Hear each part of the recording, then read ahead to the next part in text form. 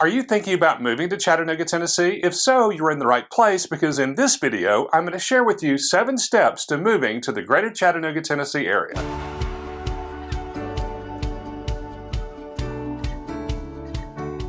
Welcome back. This is Robert C. Baker with Move to Chattanooga and United Real Estate Experts, and on this channel we talk about everything related to real estate in the greater Chattanooga, Tennessee area. You know, there's so much you have to do in order to move to a new city or state, and it can get really confusing and frustrating. That's why it's so much easier when you have a guide to help you in the process. In fact, after this video, check out the description below for a link to my free Move to Chattanooga relocation guide. Here we go. The first thing that you want to do if you're thinking about moving to the greater Chattanooga area is to research the area. Now, the very fact that you're watching this video is an important step in that process, so congratulations. On this channel, you're going to find additional videos discussing the current real estate market, videos on how to buy or sell property in the area, plus neighborhood videos sharing all the wonderful things the greater Chattanooga, Tennessee area has to offer. In fact, if you haven't done so already, go ahead and subscribe to the channel because I'm putting out content every week and adding even more tips, real estate market analysis, and neighborhood videos that you may enjoy. And hit that like button, thank you. You may already know that Chattanooga, Tennessee has a great 5G network and tons of opportunities for outdoor living like mountain bike riding, hiking, fishing, boating, water skiing, golfing, hunting, and so much more. In fact, I've worked with a lot of folks who are just starting out in their careers and who have already or will move here because it's so much cheaper than, let's say, living in major metropolitan areas in California, Illinois, New York, and other places. And so they want that lifestyle, being able to work at home with a reliable network, plus living in one of the prettiest places in the country that has so much to offer when it comes to the great outdoors. But even folks who are within a few years of retiring or who have already retired contact me because they're considering moving here or have already done so for the very same reasons. I also have folks calling who want to live on or near a golf course, who want to purchase a home on Lake Chickamauga or the Tennessee River, or who want acreage for privacy. We have tons of diverse options here with prices ranging from a few $100,000 to several $1,000,000. But if you're early in the process, I would encourage you to continue researching Chattanooga and the surrounding areas because there are a lot of things that you want to know before you make that final decision to actually move here. Number 2, make a personal visit. I make this recommendation to everyone who contacts me. While it's not always possible, it is truly best to make a personal visit to the greater Chattanooga, Tennessee area before making a final decision to move here. And while you most certainly can visit the greater Chattanooga area anytime you like, I would suggest visiting during the spring or fall. The area is absolutely beautiful during those seasons and the temperatures are pleasant and you really can make the most of it. So plan a mini vacation. Make it a family trip, do some sightseeing, try out our local restaurants or nightlife. There's so many things that you can see and do, you'll get a lot out of your time here. That said, while spring and fall are great seasons to visit, a lot of folks visit during the summer when school's out or in the winter when their kids are on winter break. So you decide what works best for you and your family. If you are planning a visit, I would love to meet you. I do make time to meet everyone who contacts me and have at least a coffee or other beverage and discuss what your needs and plans are. Now, if you're just making a visit to kind of check things out, I'll be happy to share with you my favorite attractions, sites, restaurants, and so on so that you get a good feel for the area. And if you've already made the decision to move to the greater Chattanooga, Tennessee area, let's say in the next 3 to 6 months, that's when we would start the process of looking at homes or properties that may meet your real estate needs. In fact, if that describes you, go ahead and complete my buyer-client intake form, which you can find on my website, robertcbaker.com. The third step is pre-approval and working with a lender. Now, if you're not paying cash, I always suggest that you use a local lender to secure your mortgage loan. A local lender is someone who is based in the greater Chattanooga, Tennessee area. That doesn't mean that a local lender may not be part of a larger group, say part of a larger national mortgage company. One of the reasons I recommend a local lender is because many home sellers in the greater Chattanooga area prefer working with the buyer who's using the services of a local lender. In fact, they'll even say so in the listing of their home. Another reason is because a local lender makes the process easier. Occasionally, my clients have had some difficulty in working with